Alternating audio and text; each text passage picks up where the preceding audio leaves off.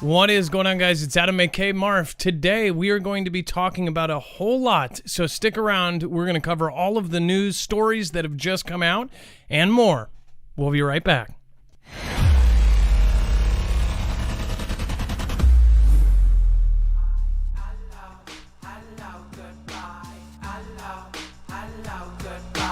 Today's show is brought to you by Nordvpn. Make sure to go over and check it out. Use that special code Marfoogle to get a huge discount and support the show.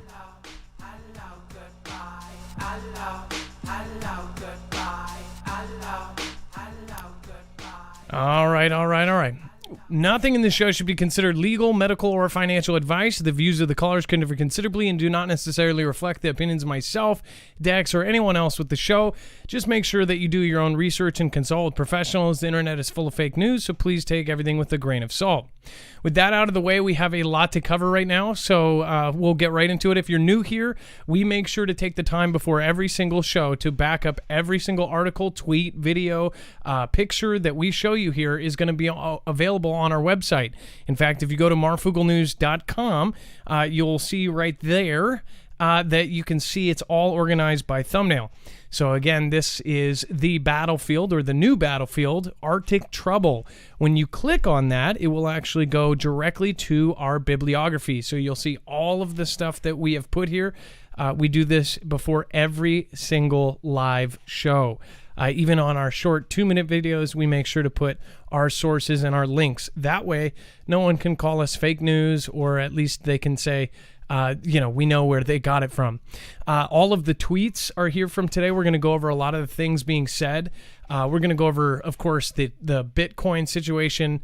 Lots of people saying buying the dip, including some very familiar ones over here on DLive.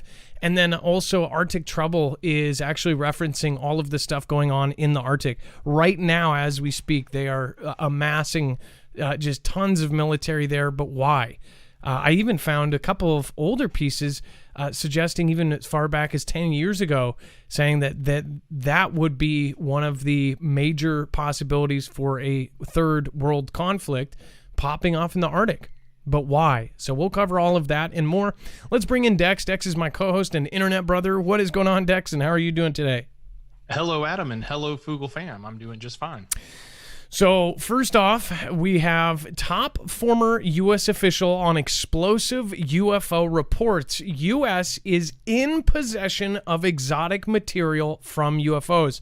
So before we cover this, again, I want to let you guys know there is one last thing here. I'm going to be putting the phone number up. If you want to call in, Dex is on the phones. You would call 2244-00-MARF. Again, that is scrolling right here, 2244-00-6273. And then you'll want to press option 4 when you get to my phone tree. Then you will get Dex, and you'll be able to get through onto the show. Today, if you specifically have anything related to the Arctic, or if you have something that you haven't seen on my show and you would like us to share here, let me know. Give us a call.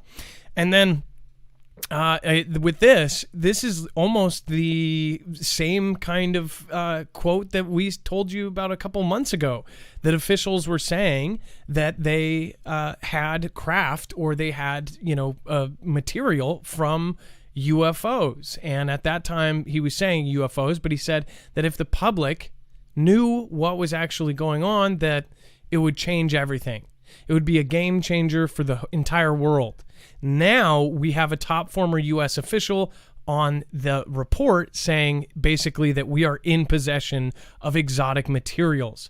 So what exactly that means, I don't know.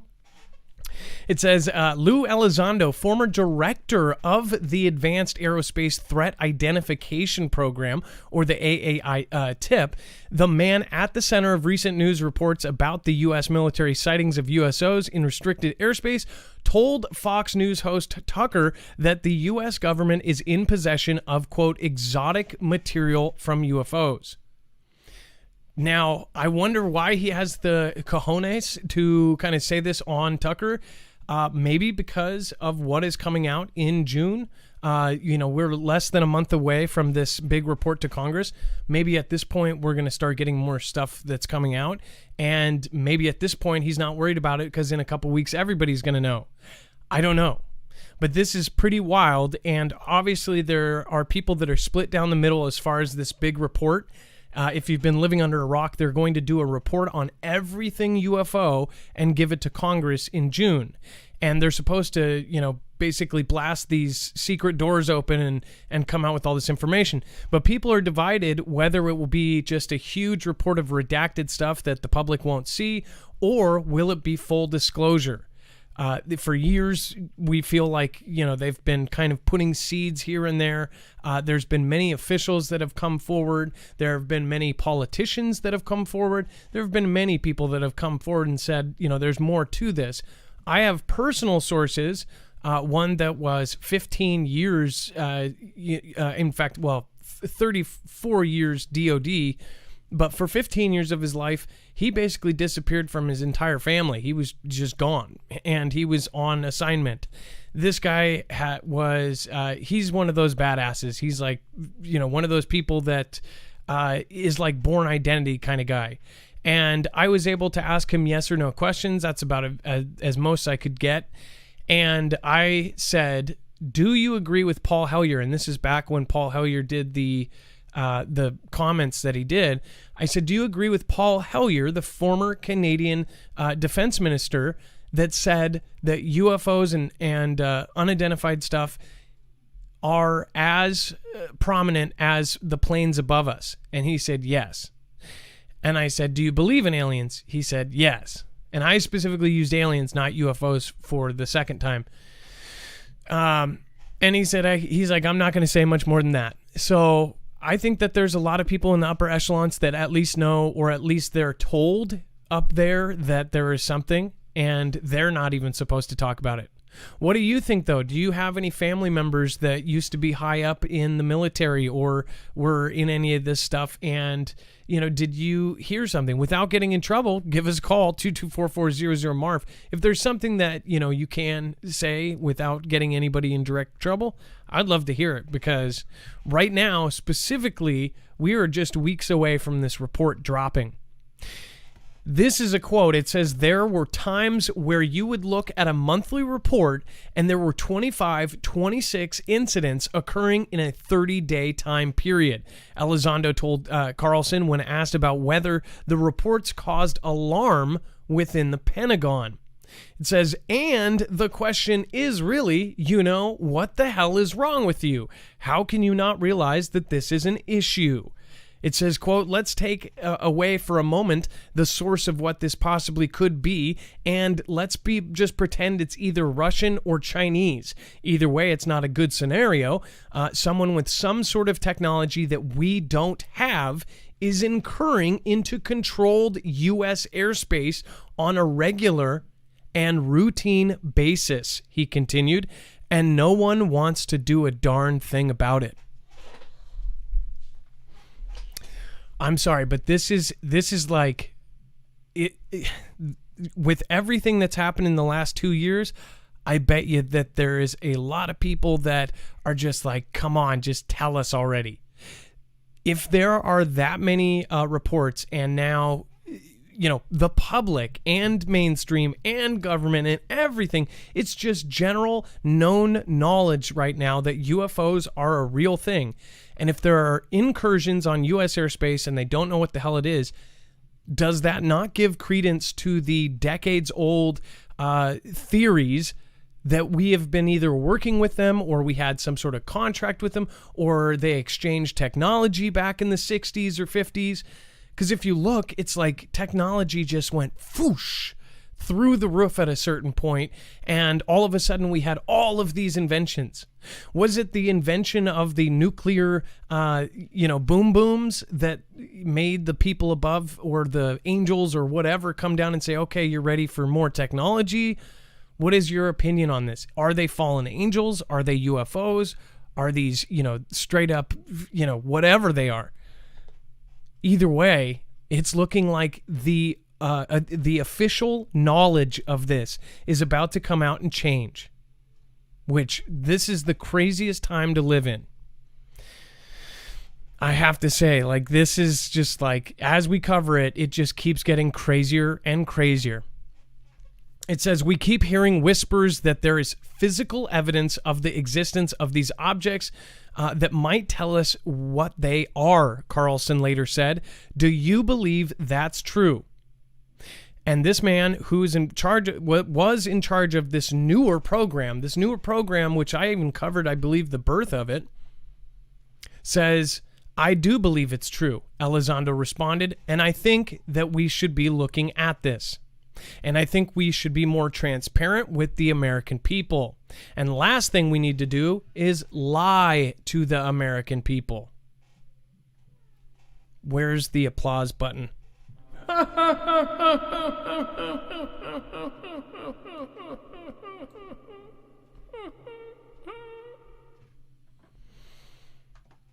Sorry, I'll do a better laugh next time. Is there debris, do you believe, from any of these vehicles, whatever they are, Carlson asked, and it says, the United States government is in possession of exotic material. I'll leave it at that, he responded. More analysis needs to be done. There's enough uniqueness about it and where it demands additional analysis, additional expertise, and thankfully there are pockets in the U.S. government that are willing to have the conversation and conduct the analysis. I'm not going to say those right now, what those elements are, because I'm worried, frankly, for the same type of reprisal that I'm facing currently. Now, Dex, I know you're probably already on the phones yet, but even later, if you want to pop in on this, you can. One thing is he already getting kind of punished for what he's saying, or is he, is he possibly mentioning somebody else that got punished? Could he get in trouble for even saying some of this? It looks pretty crazy. Hey, Adam, are you talking about the Tucker show? Yeah. So it was kind of interesting. He was a couple times he was asked directly about having or not having knowledge of that artifact. Like, I think the question was, and do we have material from a ship, or do we have? And he was asked twice, and it took 2 questions to finally get him to say it. But he did say, "Look, this is all I'm going to say. Is I do know that there's something, right?" But yeah, I don't remember his exact role. You may have gone over it earlier in the conversation, but he obviously played a role and now is not in that position anymore, but is, he was also very on the fence as to whether or not we were going to get a really clear vision from the DoD, or if they were just going to give us a watered down version that's full of redactions that doesn't do much good. Obviously, he's in the position of saying it really should be public and they need to get this information out to people. Now, they also said, as part of this, one of the questions Tucker asked him was, this is 70 years of lying, why all the lying? And at this point, why did they even do this? Elizondo actually responded and basically said that they put themselves in a corner, that they've been lying for so long that it would be the most embarrassing thing ever. In other words, it says, first of all, why all the lying? Probably because certain elements in the Pentagon have backed themselves in a corner. They spent such a long time and amount of energy trying to obfuscate the truth from the American people that they've backed themselves into a corner, and they really don't know how to get out of it. I think the more that we shine a spotlight onto this topic, the more that people are going to realize that there really is something there. I think that the announcement of the new IG Inspector General evaluation into this topic, and more importantly, the last 3 years of Pentagon obfuscation, sorry if I can't say that, hopefully those elements of resistance in the Pentagon will realize that the type of resistance at this point is rather futile. What a word to use, too, straight out of the Borg book. So he's basically saying that it's futile to try to deny that there's UFO or aliens or whatever. Is this Russia or China? In fact, just quick poll, right quick. I'll turn on the chat. Let's see what you guys think these are, and we'll have 4 options, I guess. Aliens, number 1. Angels, fallen angels, number 2. 3, Russia, or 4, China. I think that it's a heavy chance that it's one of those 4. So again, 1, Do you think it's aliens? 2, do you think it's fallen angels? 3, Russia, or 4, China? Let's get a quick vote in the chat box and see where most people are at. Already I see a lot of 2s and a couple very, very intelligent people with number 5s, which is actually a good, like none of the above. It could be that. Or all of the above. 1, 2, 3, 4. So as you can see, a lot of 2s. I guess it's where it sits. You know, honestly, I would love to have a guest on my show that, you know, was formally educated in some of the theories that are going on right now. I would love that. Again, if you have some sort of schooling in this kind of subject or into the theories around this, let me know. Email me at adam@marfooglenews.com. I think it's absolutely nuts that this is, you know, such a distraction and such a big thing right now. Will it end up being true, though? That's what is the big question.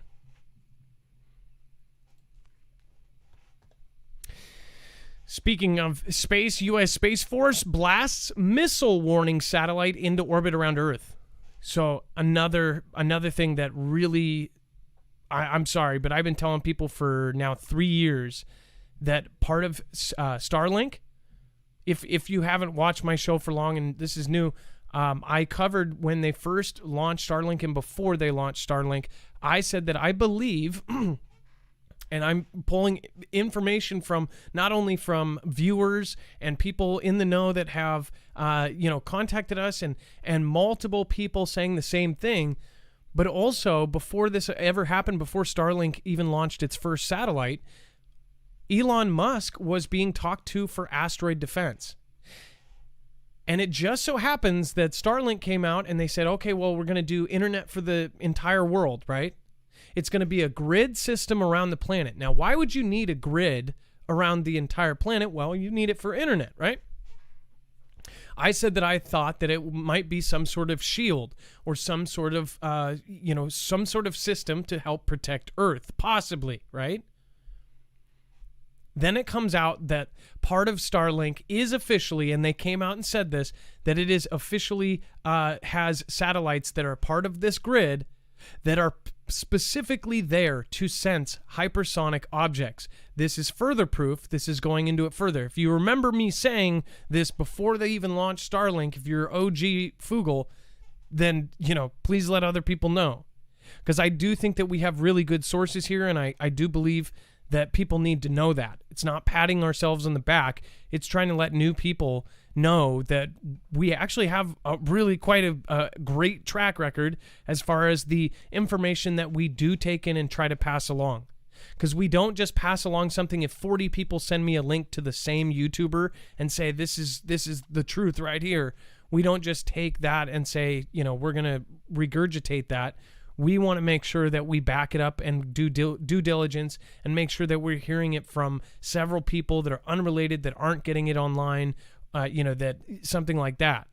So now there's absolute proof that this system, Starlink and other systems, are now defending against hypersonic either missiles or asteroids. Either way, in that speed category where you get up into the 16,000, 20,000 miles per hour. And now, the U.S. Space Force launched a giant rocket Tuesday, May 18th, carrying a satellite that will circle Earth's equator and alert the ground of any incoming missiles, according to the news reports. It says a 191-foot tall, 58-meter Atlas V rocket built by United Launch Alliance lifted off at 1:37 p.m. EDT from Cape Canaveral Space Force Station in Florida. The giant rocket was carrying a military defense payload. So anytime that those launch, we always pay attention. It says called the Space-Based Infrared System Geosynchronous Earth Orbit, or SBIRS Geo 5 satellite.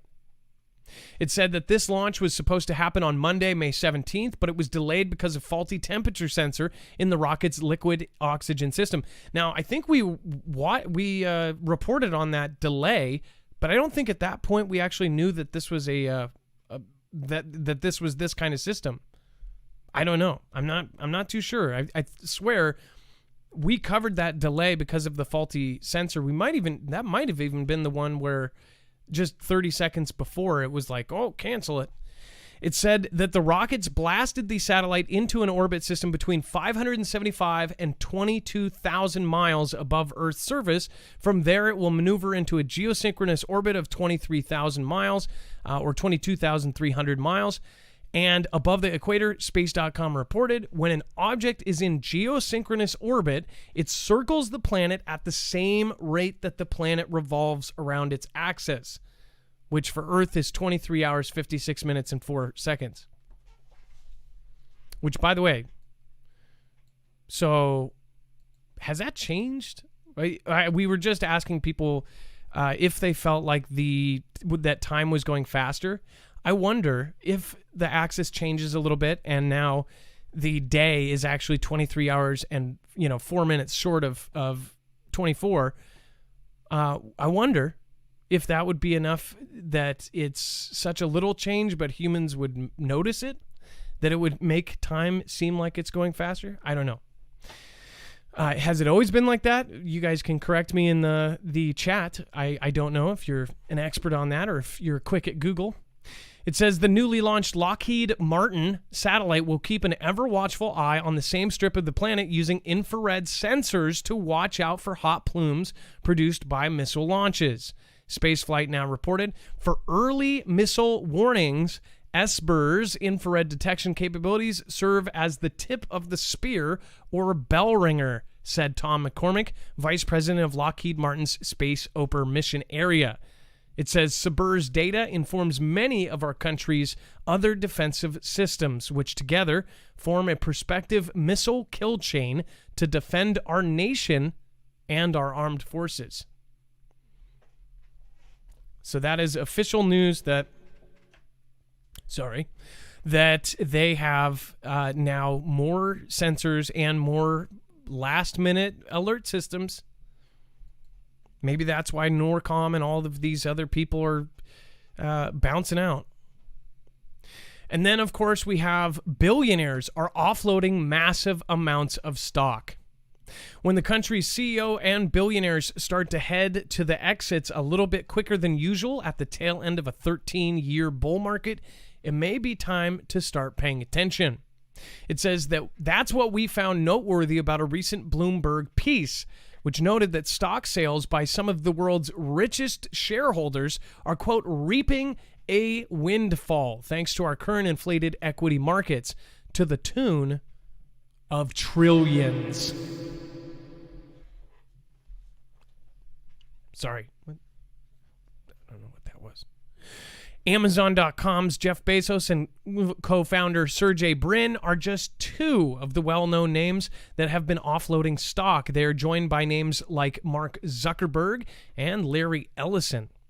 We have covered Bezos' recent stock sales in this article. He has sold $6.7 billion in Amazon shares this year. Bezos still owns more than 10% of Amazon and remains the world's richest person. According to Bloomberg Billionaires Index, his worth comes out at about $191.3 billion.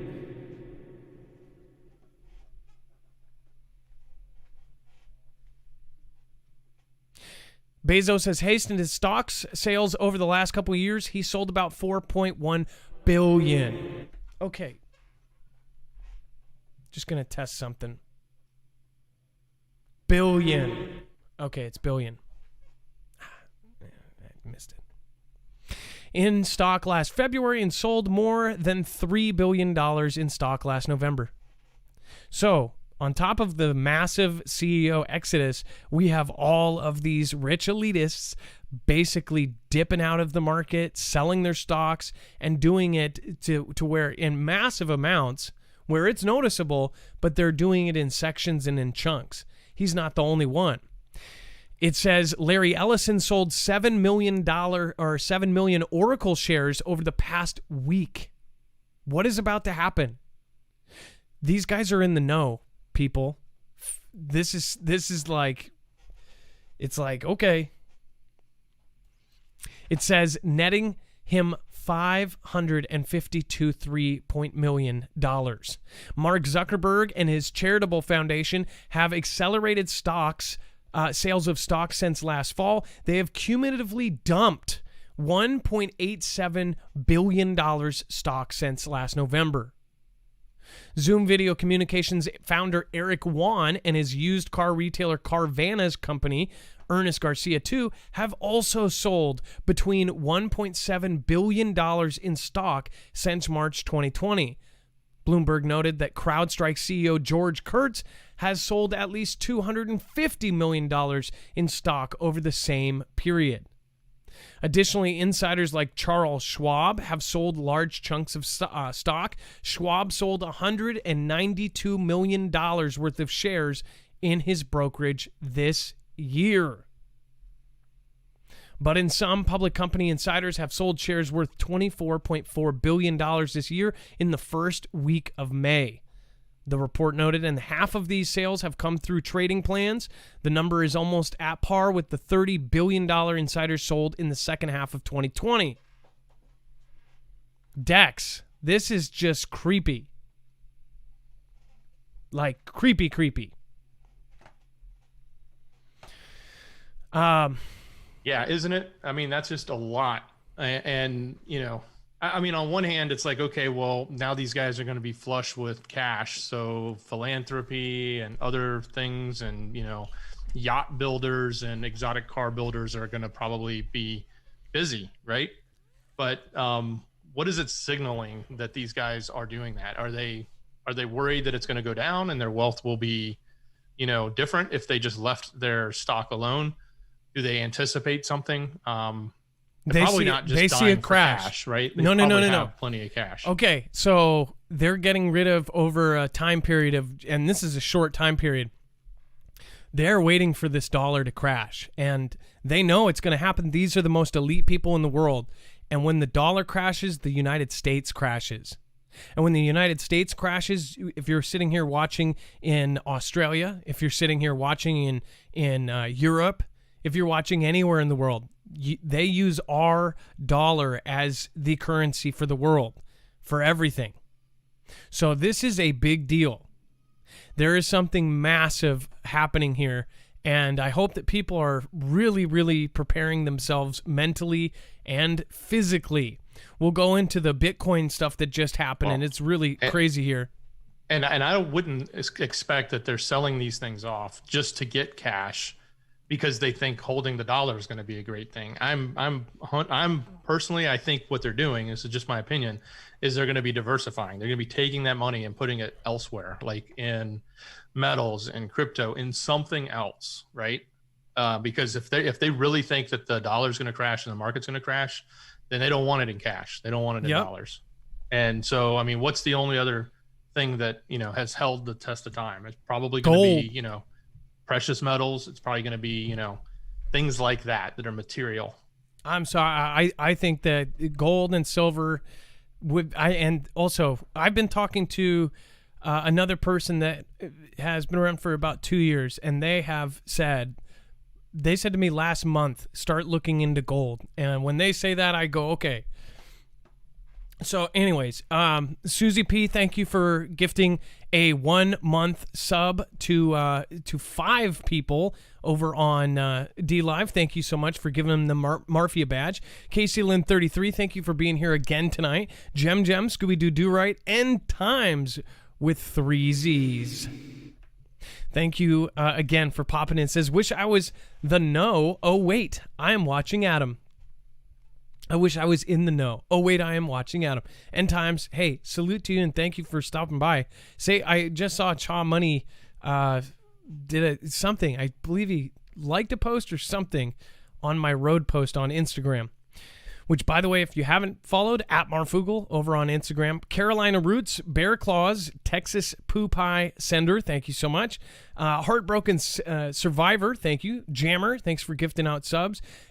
Casey Lynn 33, thank you for being the top supporter so far over on D Live.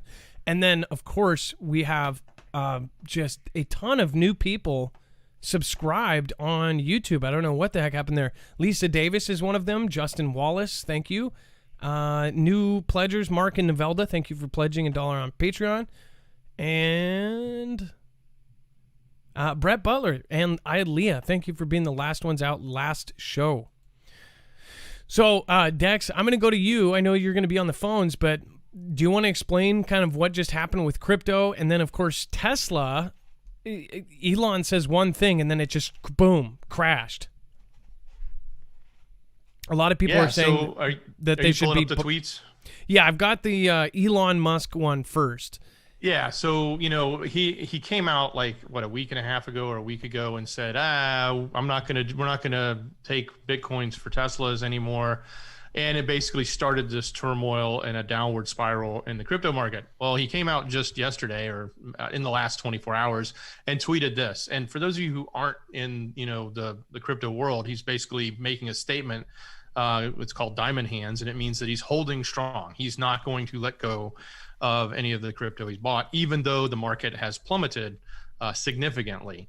So this is yet again another push from a major celebrity. Obviously, he's one that's he can in a single tweet wreck a market, and in some cases in a single tweet make it at least correct or start heading back in the right direction. Although that didn't fully happen, but it does seem like things sort of settled in a little bit. After their buddies buy it, then let's fix this.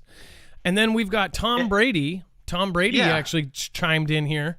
A lot of people somebody was mouthing off to Tom Brady about the fact that he was obviously a crypto trader, and Tom Brady came in and said, "Look, hey, we buy the dip." And so again, this is yet another celebrity or elite multimillionaire who is talking about and trying to push and tell people like, hey, this is, even though it's down, we're still buying in. So this is just an indication of what some of these people with lots of money that are very vocal, or at least telling you what they're doing, that's what he did. And he was saying, hey, this is the dip, and the dip is a good time to buy.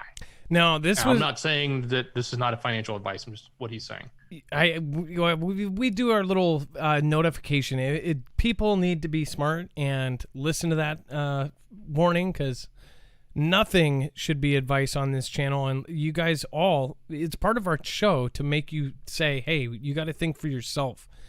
By the way, shocking, if you're on DLive right now, you might know the name Justin Sun. Justin Sun just publicly came out and said that he bought 4,145 Bitcoin with $152 million at the average price of $36,000 a piece. So you very rarely see people publicly just say, I spent $150 million. But he did. And he's saying this. So that's... And he didn't stop there. He spent again. So his next tweet, I want to say it's 135 million on a different crypto. That's right, on Ethereum. So nearly 300 million. 300 million. Yeah, isn't that crazy? Now, this is, if you guys don't know, Justin Sun actually paid $2 million just to have a lunch with Warren Buffett. Warren Buffett, of course, world renowned for giving out financial advice, and people usually follow his kind of chats and stuff. And Justin Sun paid $2 million just to have a lunch with him. I guess that would add reputation to you, I guess. But I don't know, what is the benefit of saying this publicly, though? Why would somebody do that publicly? Pro crypto. Yeah, so he's pro crypto. So by him making a statement like that, he's basically telling the world, hey, while you all are, maybe running around like the sky has fallen, I'm actually buying this. This is a great time, in his opinion, to buy. So he's putting his money where his mouth is and investing heavily. And if you believe the way they believe, and if you believe in the long-term value, then you would say absolutely. Because if a lot of people think, hey, Bitcoin's going to be worth 60,000 again, or even more, like 100,000, right? If you believe that, then picking it up at 36,000 is a great deal when it was just 60 a couple weeks ago, right, or a month and a half ago. That's so crazy that people have the money to do this kind of stuff. Justin Sun is definitely that's crazy. $300 million, and then next week it could be at 3,000. That would be crazy. I doubt it will be, though. Now everybody, including Jack Dorsey and all of these people, are talking about it. That's why I don't like it, is the people that are pushing it. And not, I have friends that are all into this, and Dex, you're into crypto in general, and you know a lot about it, but it's like the people that push it. If Dorsey likes something, I don't like it. Telling people that this is the future, I'm like, I don't want the future then. And I know that a lot of my viewers disagree with me. I've seen the comments. People are like, you don't know nothing about crypto. I don't. And I'm pretty ignorant when it comes to it. So I totally admit that. But at the same time, I don't know who made Bitcoin, Ethereum, and some of the others. I don't know if they have public, founders and this and that. There's just something that I don't trust about it. And everybody says, no, the way it works technically, there's no way it's spread out. I think that we're going to lose all electricity. So what would you do then if all your money was in something where you can't access it unless you have, 50 million computers online? I don't know. Anyways, there are some people over there at YouTube. Thank you so much, you guys. Appreciate that. Looks like Hamilton. What was that? Let's see here. Mr. Humility says Lou Elizondo is a shill. I don't know what his thing is, but I haven't even seen his face yet. I haven't seen that interview. Vibes, if you sell your Bitcoin based on what influencers say, you deserve to lose out, says Vibes. I like it. I actually agree with that. I would listen to yourself and actually do research instead of just going off of what Elon Musk says or somebody like Dorsey. Gone Girl 777, thank you, says, love all of you, Foogle fam. Thank you for the massive support. Gone Girl 777, thank you. I believe you've been number 1 2 nights in a row, so thank you so much. Watchful and Alert, thank you for the super sticker. Ilea, again, thank you so much for being the last one out. And thank you, everybody, for your support. From Australia, Vibes, I love that. All right, and then, again, for me, I also personally believe that there is a huge understatement. If you are new here or if you have not yet, this is the time of the show where I tell you about Emp Shield. Again, I truly believe that this could possibly save lives. If you do not know what an electromagnetic pulse is, you should. The DHS, Department of Homeland Security, told us over 2 years ago to have 6 months to a year of food and water due to the possibility of a massive EMP or even a solar CME, a natural kind Carrington event type event that would knock out our grid here. Now, this applies to pretty much anywhere in the world, really. Again, but the EMP Shield company actually has worked with DHS, DOD, and with the DEMSO Texas team protecting the Texas grid. This can actually protect your device, your generator, your home, your RV, your ham radio, your solar system, anything that has to do with electricity. They probably have a device for it. You can go to marfooglenews.com/EMP if you would like to purchase one. Not only will you get $50 off per device, but you'll also help our channel. Even if you have to go around us, do it. Because I think that anybody and everybody, there is no downside to this besides the cost.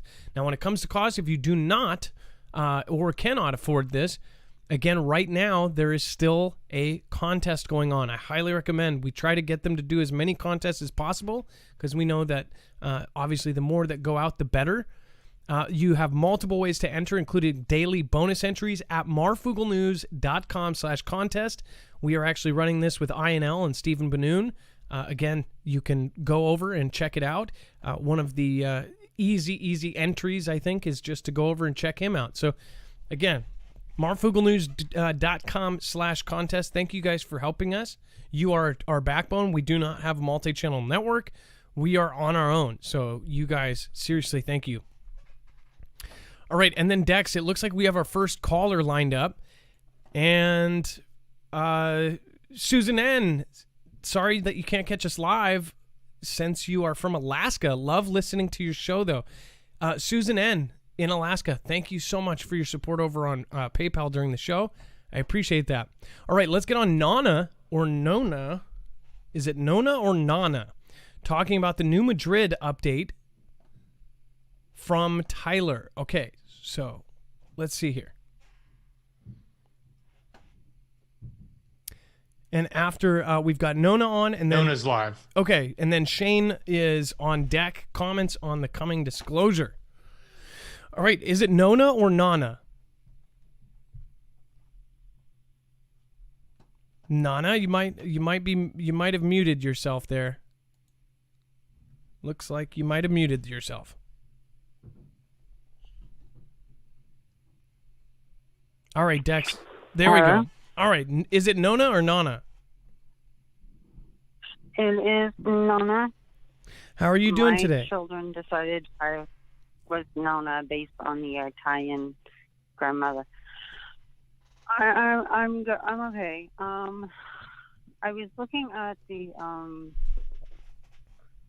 New Madrid and the different faults that fall together, and people were talking. Emergency Management Associates, I guess, is the main thing I was looking at that we're talking about. You brought up a lot of crazy stuff in the meantime, which has kind of defaulted my brain.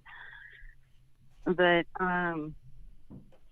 my great-great-grandmother was alive when they had the first major documented earthquake in Missouri where it shifted the Missouri River. Where it went backwards. Hello? It basically went backwards. Yes. Yeah, it was a massive earthquake. Insane. Yeah. My great-great-grandmother was there. She was alive during that time, and that brought some things up. The Emergency Management Associates have brought up also the fact that currently there's a lot of activity going through there, and I don't think it's just random. I think all of our faults throughout the entire United States divert to each other, and they're going to react to each other. I mean, originally they say that our entire continents were intertwined, and then earthquakes broke them up, which is how we ended up with our different countries. So, again, this is from Emergency Management Associates Tyler. Is that right? Yes. Yes. I was just watching him, and he was talking about the different earthquake activity that's undergoing underground that's not really physically being pronounced, but it's underground, and you can see it happening. So, you probably heard, I warn about the New Madrid as well. A lot of people on the East Coast do not know that they have such a huge fault line there. Believe it or not, even people under St. Louis don't know. I've had comments from people in Kansas not knowing that they're right next to a huge fault. Oh, it's a huge fault. It just doesn't move as much as the rest of them do. I mean, I'm aware of it. I don't know whether or not anybody else is aware of it, but yeah, it's a huge fault, and it moves. It just moves so slowly right now that most people don't understand. But if it does react, well, and if there's less movement, that could be a bigger overall earthquake when it does move. For faults that move all the time, it's less concerning because they're releasing pressure. The New Madrid is not. Yeah, it does. It releases pressure, but at the same time, if you have a big quake in one area, at some point in time, just like in Italy or Spain or some of these other places, if you have a giant area that normally produces activity, eventually that activity is going to flow in to another area. Yeah. I mean, it's just common sense. Well, Nana, in that area, is there something that people can do to watch this? Is there something that you suggest to go watch what's going on with it? Well, my biggest concern whenever I called in was the earthquake. And then you start talking about everything else. So it does produce something else. But yeah, I think everybody needs to look at something. I mean, your underlying, it doesn't matter whether it's an earthquake or a conversion into your educational system. I think it's important. I don't know. At first, I was looking at earthquakes and things that were flowing through, and then you start talking about other things, and then they've got the stuff that's not under the earth that's producing more important issues. Well, I mean, where do we stop and where do we start? Exactly. Well, no, I appreciate that you are actually bringing attention to the New Madrid fault. I think that people need to be watching it and need to be tracking it. What we can do is actually, Dex, if you can, let's link a way that people can track activity, whether it be the USGS or other stuff, on our website, so people can go underneath your call and actually go and track different earthquakes and different activity. But remember, there's a lot of people who believe that not every earthquake is actually tracked or at least reported. That's just a theory, though. Well, not every earthquake has to be tracked. I mean, it doesn't have to be tracked. It doesn't have to be reported. But every earthquake does change our geological force of our planet, regardless of what you look at it. I mean, in my opinion. Well, no, we know that. 2011, Japan changed the time of the day. It was such a huge earthquake. 2004, the Boxing Day earthquake changed the day, the actual amount of time, or it put us off kilter. Supposedly, it put us off kilter from our normal spin. So it shook the whole world. Okay, well, we look at Hawaii and they say that Hawaii is sinking into the ocean, and it's because of climate change. It's not because of climate change. It's because there's an actual two pieces of a planet that are colliding together, and they're tearing down one portion of an island and building another. It doesn't have anything to do with how much cow shit there is in the air. It has to do with the simple fact that the islands collide together and there's volcanic activity underneath them, and they collide and they push, and one goes down and one comes up. Well, Nona, it's definitely a huge subject. We're out of time for today's call, but I do appreciate your view, and thank you for calling in on the New Madrid Vault. If it's your first time, don't make it your last, okay? And thank you so much for your time.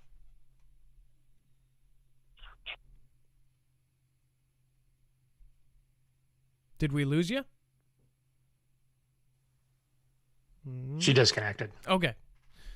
Sometimes a bye is okay, but that's okay. Well, thank you, Nona. And again, we'll try to link Tyler's channel there, and I appreciate it. But thank you to mods. If you see somebody say something about the caller and basically ask for possibly the next, just make sure to give them a 5-minute warning before you get rid of them. But that is not acceptable. So everybody gets their time on my show. And when you say that, you're actually disrespecting that caller. If you called in and you had 20 people saying something, I won't repeat it. But again, that's considered rude in my book. And every one of you is equal in my book. And I think that you are all great, whether your views or whether your calls are the most exciting ever, or again, they're not. It doesn't matter to me. It's your view. It's your time, and you get that time to yourself. So there's a lot of new people, and it doesn't offend me. Nothing really offends me. But what is not acceptable in my chats on either channel is to say, like, hey, can we get a different one or this or that? Just want to let you know, because every call, doesn't matter who it is. If it's the most, we've had, what's his name? The contractor. Everybody loved contractor. There were people that said, hey, let's get on to the next one. There's always going to be somebody. Because guess what? there's always going to be somebody who doesn't like me.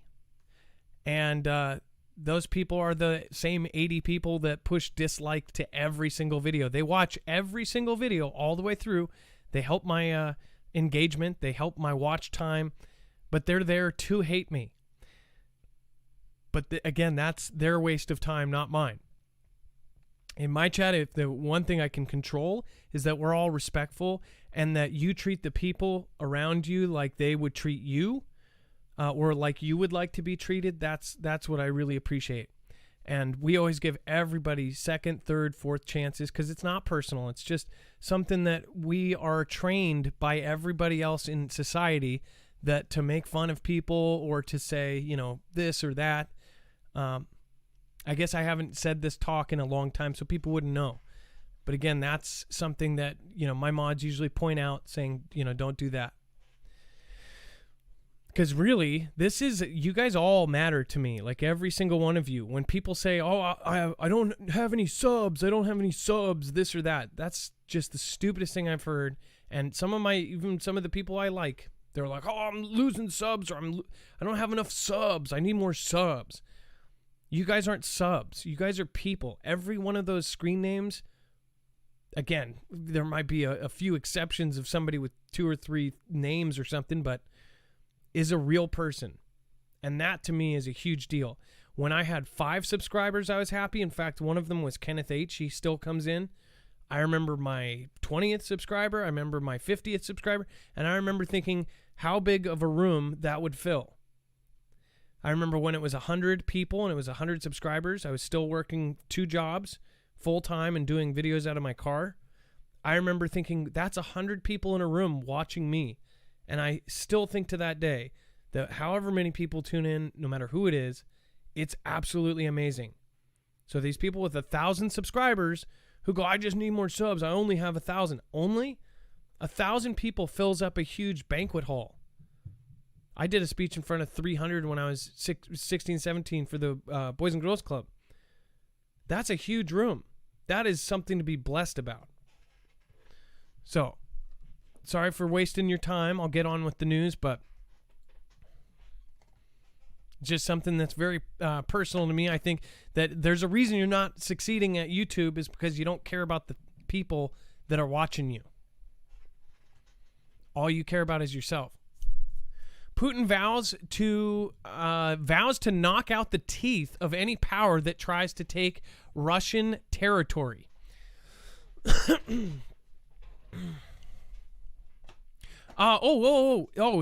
a good point. Okay, so America says no free speech in this chat.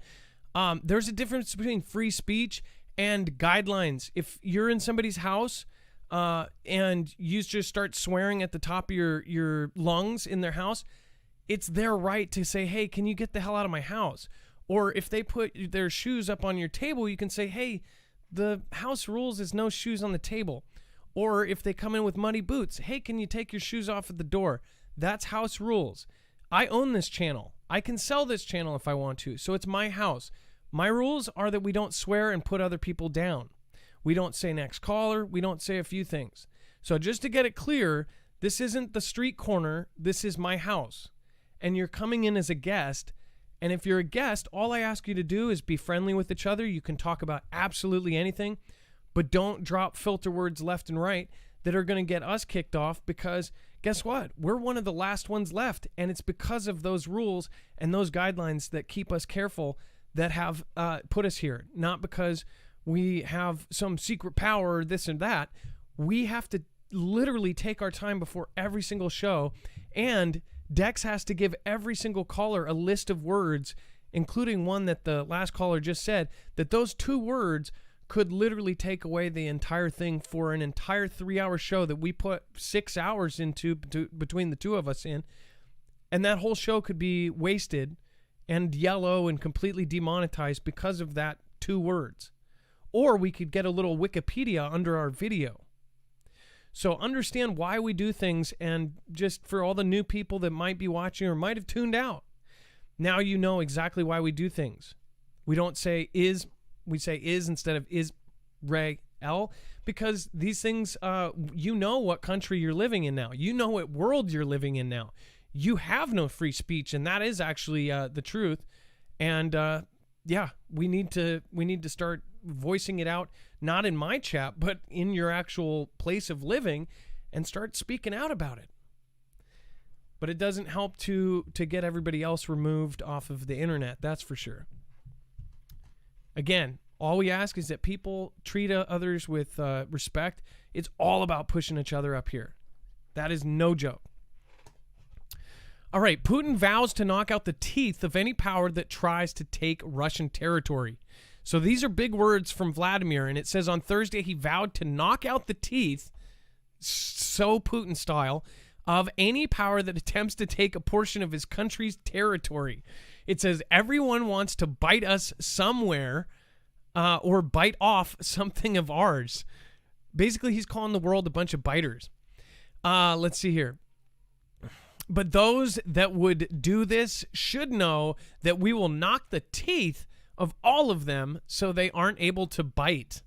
Whoa. And the key to this is the development of our armed forces, Putin said during a televised remark at a virtual meeting with senior officials. It says the wire service reported that Putin, when making these remarks, was discussing that he referred to as comments made by foreign entities that question Russia's control of Siberia. It says some even dare to say publicly that it is allegedly unfair that Russia owns the wealth of a region such as Siberia. Of course, frozen tundra Siberia. Only one country does, Putin says. Former U.S. Secretary of State Madeleine Albright, the news outlet noted, has been cited with making similar comments, but has denied such claims. It said earlier this month, President B, said he was, quote, confident that he and Putin could meet in June. Now, if you remember, Putin actually said, hey, I want to meet your president.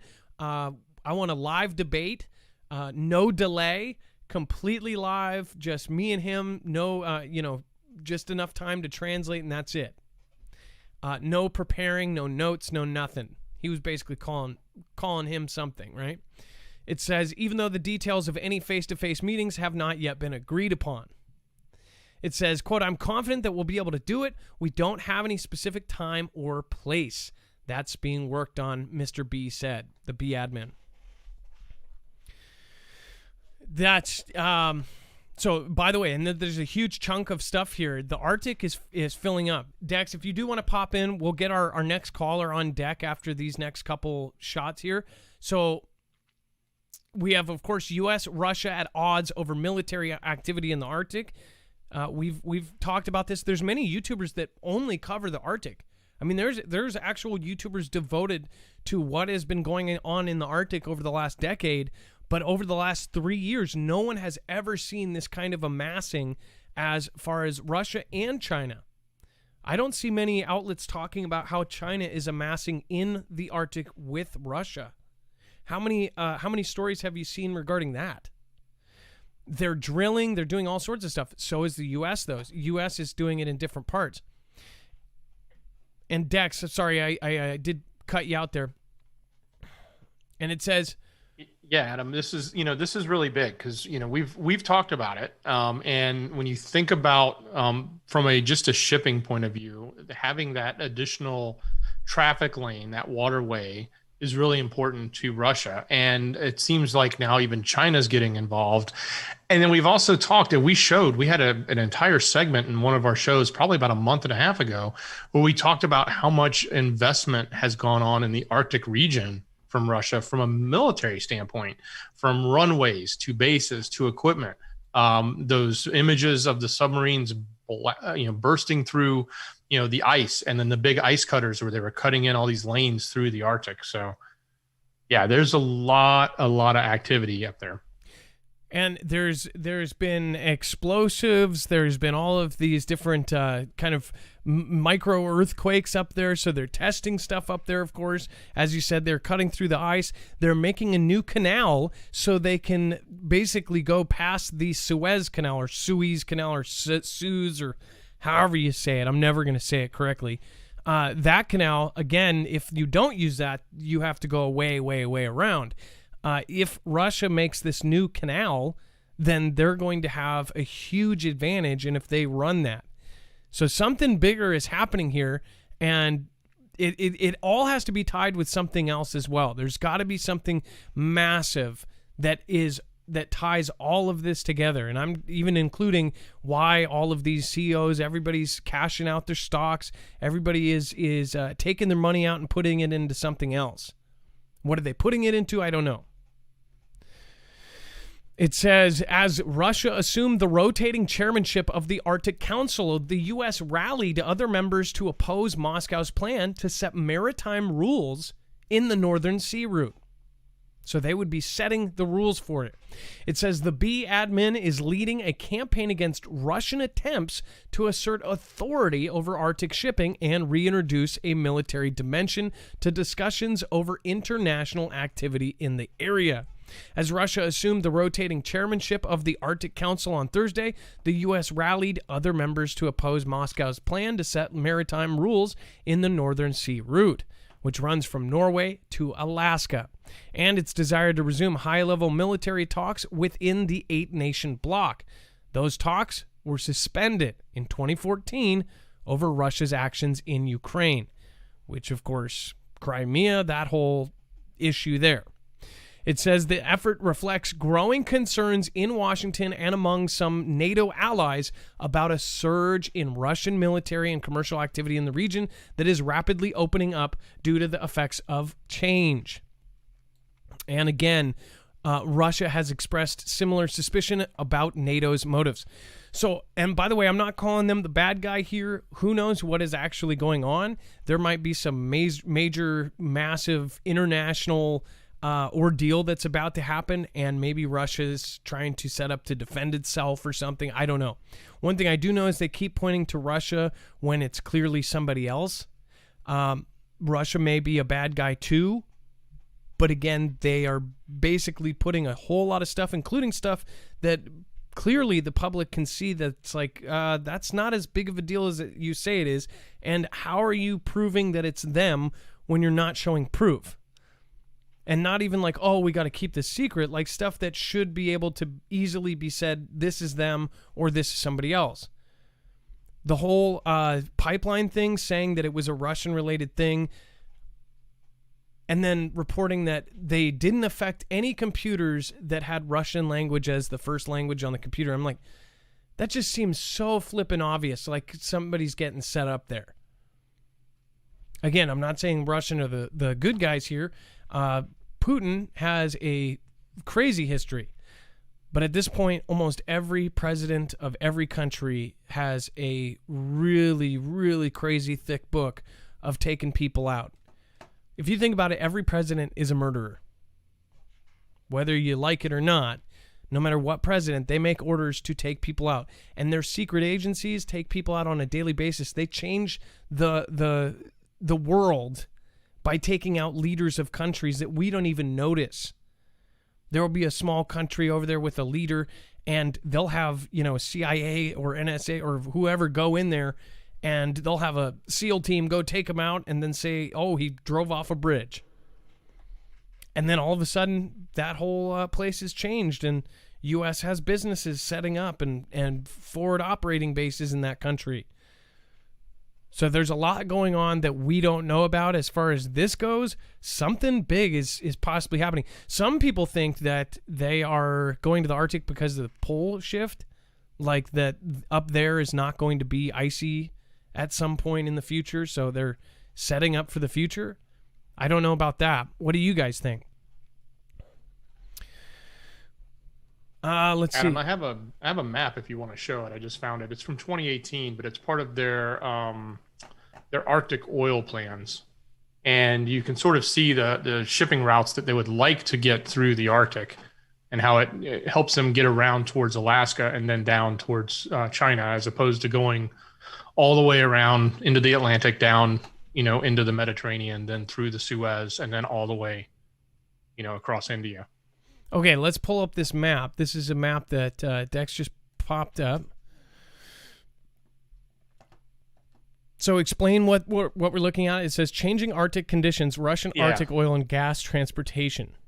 Yeah, so basically the white and brown section, the center of this map is Russia, right? And if you look at the very top, those are the ports, and they want to take, instead of going to the left on this map and going around, Finland, Norway, that area, down into the Mediterranean and then through the Suez Canal, going to the right side of the map across the top will take them over to Alaska, which is the top right corner. And then they can come straight down into China or into Asia instead of going all the way around the other way. So it's giving them a different access or an additional access from their northern ports. So this would also help them in a military advantage. It would also help China, I believe, would it not? Yeah, certainly it would give them faster allies. access for shipping to China and back and forth. Which China is manufacturing for the entire world, not just us. So, there's lots of backdoor deals going on here. It says tensions will likely grow as China seeks bigger role in the Arctic. It's like, finally. China's ambitions to take a more significant role in the Arctic will likely lead to growing tensions, according to risk consultancy by Control Risks. It says China has developed, quote, a prominent presence in the region since joining the Arctic Council in the Observer in 2013. The Arctic Council is made up of 8 Arctic states: Canada, Denmark, Finland, Iceland, Norway, Russia, Sweden, and the United States. It is an intergovernmental group that seeks to promote cooperation among the Arctic states as well as inhabitants of the Arctic. Their goal is to ensure the Arctic region, which faces harsh climates and extreme weather conditions, is protected and sustainably developed. In other news, I don't know if we actually have this in here. No, we don't. One of the largest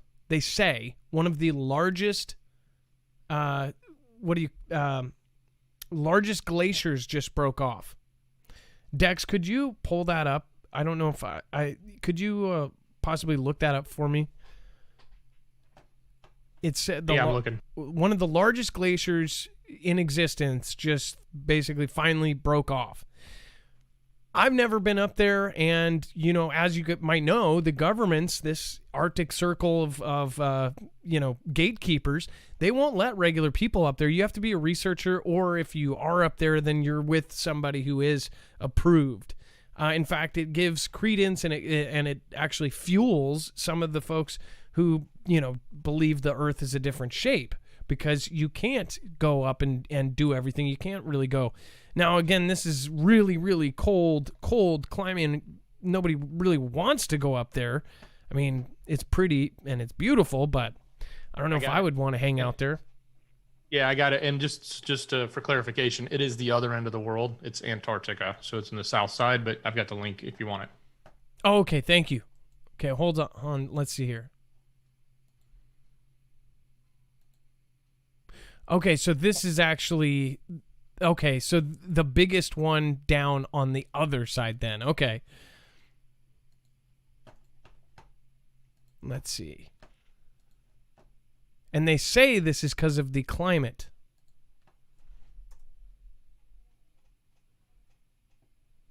Right here. Largest recorded iceberg. Okay. More than 3 times the size of Los Angeles breaks off from Antarctica. Okay. So a different area. Again, I didn't see the full thing, so I'm glad you pulled this up. It says the 1,667 square mile block of ice is more than 3 times the size of Los Angeles. Images were captured by the Copernicus Sentinel-1 mission after it calved from the Ronny ice shelf in the Weddell Sea. This was reported by the European Space Agency. Iceberg calving is the breaking off of ice chunks from the edge of a glacier, and a natural process that will not lead to rises in sea levels because it was already part of a floating ice shelf. But they say it broke off, and they believe it's because of maybe the heat or something. I don't know. Well, it'll be interesting to see if UAE puts a motor on that thing and drives it over to their shoreline. Remember that? Oh my gosh. Those plans, they were going to actually take a giant iceberg and float it over. And then what was it? Create a climate, like put it right off the Weren't they going to spray snow? Cause it to, yeah, it was going to create rain and water under the desert area there. That's right. That's kind of like the floating hotel to Australia. It's just a horrible idea. All right. By the way, Johnny Fry Guy, thank you so much for your massive support. Susie P says, for Heartbroken Survivor. That's very sweet of you to do a shout out like that. Running with Scissors, thank you so much. El Luna 3377, thank you for again, thank you for your support over on DLive. Savannah Sushi says, hey, XOX. What is going on, Savannah? Nice to see you, and I hope that you are still creating and making content. We've got Joe643. We've got Mick2215, Running with Scissors. Susie P, thank you for being here. Casey Lynn, Venus L, thank you for all your work. Dex and Marf. Release the Quacken. I appreciate you. Miss Me V2. And we've got Vault 111, Chewy Weather. Again, Toadman, Bear Claws, and Leo Walls. I appreciate you guys. Thank you so much. And lots of really great people over on YouTube. I'll go over you guys in just a second. Thank you, everybody. I really do appreciate your support tonight. To get back to Beijing, in 2018, Beijing announced plans to build the Polar Silk Road, a network of Arctic shipping routes. It also has previously referred to itself as a near-Arctic state, a proposition that ignited some controversy. Atonenko said that Arctic states are concerned about China playing a much more assertive role unilaterally. Basically, they're saying that China is going to play a bigger role in the Arctic. I already knew this. I told you guys this 3 years ago that they were setting up something massive there. It says China is providing investment and therefore wants to take a much more significant role in allowing transportation by the Northern Sea route. They're making their own canal that they control. That's a big deal as far as a military advantage. All right, and then, by the way, our sponsor today, Nordvpn. If you have not gone over there already, I highly recommend everybody have a VPN. If Nord is one of the easiest and one of the best, you can go check it out. You'll get a huge discount if you use our special code Marfoogle. In fact, usually it's upwards of 70% off on a 3-year plan. They have a current sale going on right now, so make sure to head over there. And again, that helps us out and it helps you out. You pay less and you help a channel out at the same time. We are truly independent. We do not have a multi-channel network. So thank you, everybody that does support. All right, and then getting into it. Hey, Shane Edwards says, thanks. What's going on, Shane Edwards? Good to see you. Gene Art, Freebird, Rage Against Machine, HW Liberty, Melsara, thank you so much for being here. Stephen McMahon, thank you for your support last night, and thanks for popping in. And we even have I Love Beagles here. All right, let's get our next caller on, and then we're going to talk about China. It says U.S. is creating risks with the South China Sea warship sail buys.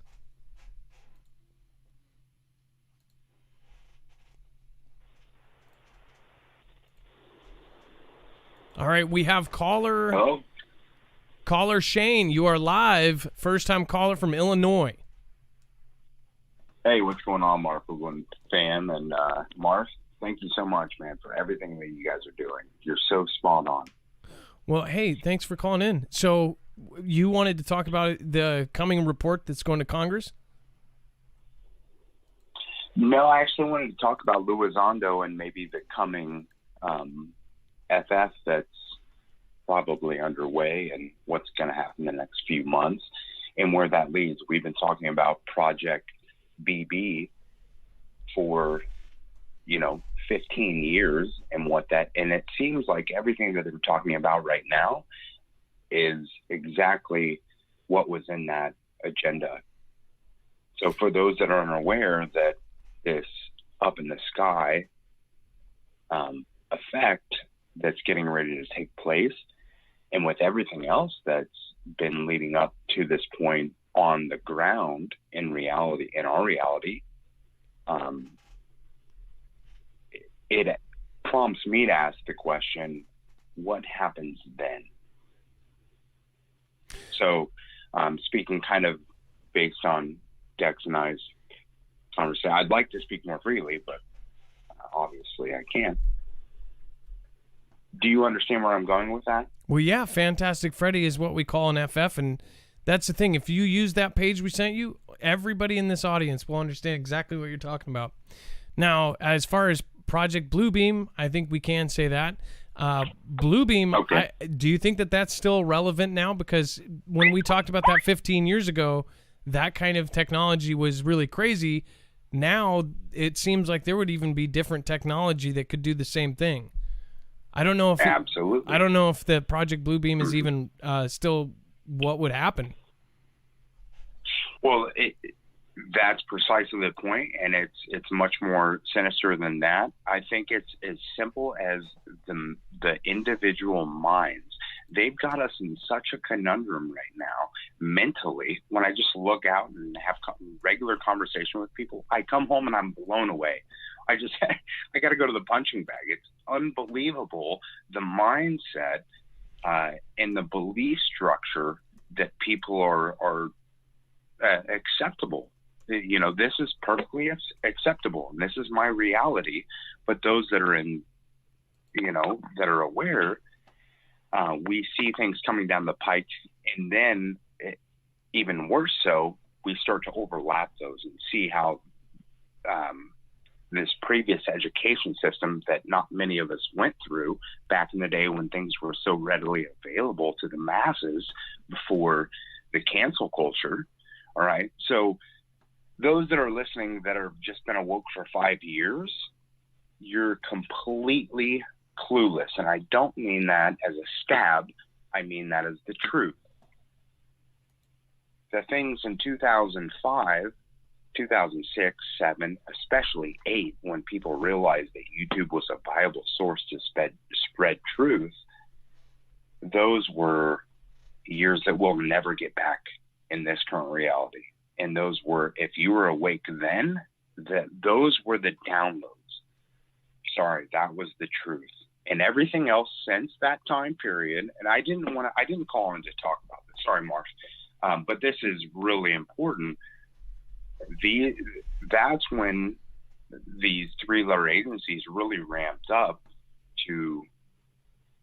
That's when the psyops started to happen. I don't know if I can say that word, but I don't know how old you are. I'm a new person to your channel, but I love what you're doing, and you're one of the last bastions. Dex is incredible.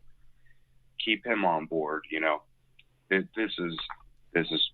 But let's get to the point. Luis Elizondo, to the Stars Academy, more than 70% of the board are 3-letter agency spoofs, documented. So what happens next? So they came out really hard in 2017. What do you think happens next? Well, what was their plan? No, let me ask you this: Why did Mr. Humility that wasn't you, was it? That's not your screen name, is it? No, I'm. Why did somebody, Mr. Humility, commented, did a super chat that said Lou Elizondo is a shill? I don't know enough about him to know why people would say that. I heard that. Why would he say that? Absolutely, he is. Absolutely, he is. Do you want me to break it down? Yeah, Lou Elizondo worked for the Department of Defense. He said that he worked directly for James Clapper, there are so many things that he has said early on. Let's get to the Stars Academy, TTSA. That's who Lou Elizondo now currently has made his public appearances officially working for. He's a CIA spoof. He really is. He is a shill. Now the TTSA is $50 million in debt. They immediately raised $50 million, and they immediately claimed the next following year, within 7 months, that they were $50 million in debt. Where did the money go? Tom DeLonge is a former Blink-182 band member. That's the organizer of TTSA. And then he hired Lou Elizondo, and Lou said, let me bring all these other guys in. So like agency guys, celebrity and Hollywood related, that's another part too, right? that kind of fits into it? That's 100%. That's the organization. A bunch of spoofs, a bunch of shills. If I'm sorry to, can I drop another YouTube channel that's nothing near what you do, but go ahead. A fan. All right. We'll share the it out. Dark Journalist. The Dark Journalist, if you go into the Dark Journalist's last, maybe 2 podcasts ago, it's a great drop on TTSA. And he's been dropping stuff since the first press release, because the Dark Journalist goes into the X series of the UFO files, the cover-up thereof, going back to JFK and when to release, all of these deep documented files that have slowly been coming out.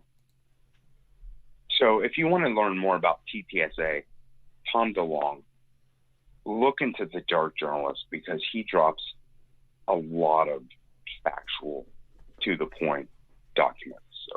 So what we did is, again, I pulled up his channel, and what we'll do is we'll link him under your call. If people want to find information on Shane and then the person he just suggested, just go to marfooglenews.com, and at the very bottom of the page, it's actually updated live. It shouldn't be there yet, but about 5 minutes after he ends the call, Dex goes in and actually adds Shane, and then any suggestions, articles, videos that he suggests. So the Dark Journalist will be there. Everybody has suggested almost every channel under the sun. I actually don't believe anyone has ever told me about Dark Journalist. And what's so crazy is somebody with 112,000 subscribers will go totally unknown to me, or vice versa. He might not know who I am. Yeah. Because they hide everything. Yeah. And it's nothing. It's just factual, to the point, historical. I don't know. Just check it out. Well, I will make sure to do so. Can I add a few more points, or do you want to drop me? Well, we're about 2 minutes over, so if you can sum it up in about 35 seconds, then yes. All right, so I'll just leave it with this. The last caller asked, where do we start and where do we stop? For the Marfoogle fam, I would just leave it at this. We start with prepping our family. We start with taking the advice, the EMP Shield, things like that. Food, water, the basic stuff. And we stop when we've educated those that we love around us. Not saying that we all have to be on the same page, but the basic facts, the truth, is incontrovertible. Malice may attack it. Ignorance may deride it. But in the end, there it is. It's called the truth. And that's where we stop. And I'll leave it at that. Thank you. Well, Shane, thank you so much for calling in. Again, if you want to check out the channel he suggested, it will be on marfooglenews.com. Shane, it was a pleasure to meet you, and to have you on again would be a pleasure, all right? Thank you. Have a good night. Again, to anyone, I already know. I've been doing this long enough. People will say, Shane, you should start your own channel. I encourage that. I think that you should. We've helped over 1,000 channels, which is so crazy, get their start. We've helped over 500 of them get to 1,000 subscribers or more. One thing that did promote, though, is people were just coming in to get subscribers. That's where I get that hatred for, like, I need more subs. Cannot stand that. It's like, you don't need to be a YouTuber if your only focus is, I need more subs. Again, those are people. And if you don't love doing this, then you won't succeed. If you're passionate, like it sounds like Shane's passionate about this, he would do extremely well. There's a lot of, you can tell the truthers that are passionate, and then those who just kind of hit it big randomly and then do it to get to that next, like, milestone, that next thing. Situation Normal, thank you. Sir Budrix, thank you. Seraphina. Square Pegs to Starlink, quote, prison planet. That's a weird way to put it. The fact that, it'd be this grid around our planet. Jammer1, you don't have to do that. Thank you for modding and supporting. You don't have to do that. But thank you. Says, anyone know Allfather on Telegram? Do a check-in, please. I guess Jammer1 is this person, not just not been around. That's worrying and concerning, very much so. Zelda fan 79 says, besides my wife and kids, Marfoogle News is the best thing in my life. Much love to the whole Foogle fam. Thank you. That is awesome. And we understand that people think in that way of like as a news source. So we really do take it very seriously to at least have all of that information in one place. So thank you for saying that. That does mean a lot. Durango Numero. People ask like why people watch this. I think it's because we're just asking the questions that you're all thinking out loud. I mean, this is the same thing I would be doing if I wasn't on YouTube. I would be looking into these stories and saying, why is it like that? Why is this like this? I honestly think any of you could do the same. But the difference is I think that, I guess the difference between why some people, they think, oh, I can just do exactly what Adam or Marf does and succeed. And when it doesn't happen, they get pissed off and turn into a troll, is because I think that you can't be focused on getting subs and all that and just doing it to do it. You got to like really love it, and then it will come. You can't, and there's no shortcuts. I did a year of live streams to almost nobody. Susie P, thank you. Tell it, Marf and Dex. Ann Lynn, or Amy Ann. I read Ann Lynn. That's how much you guys mean to me, Ann Lynn. I see your name even when you're not here. Savannah Sushi, again, thank you. Carolyn, Bear Claws, Scooby-Doo Do Right, everybody over there, thank you. Release the Quackin', Blunted Ninja. I love that name. That's funny. By the way, thank you for the support. Antoinette, a.k.a. Madame Antebellum, says, love you, Adam, Mrs. Marf, and kiddos. Dex, Mods, and Marfoogle family, off work next week. I will be celebrating live with you. Antoinette, thank you so much for your support over on PayPal. Obviously, for obvious reasons, it's better to support there because a chunk of it doesn't go to a certain conglomerate. Kara F, put towards Bitcoin or Ethereum or here at PayPal. Oh, thank you so much.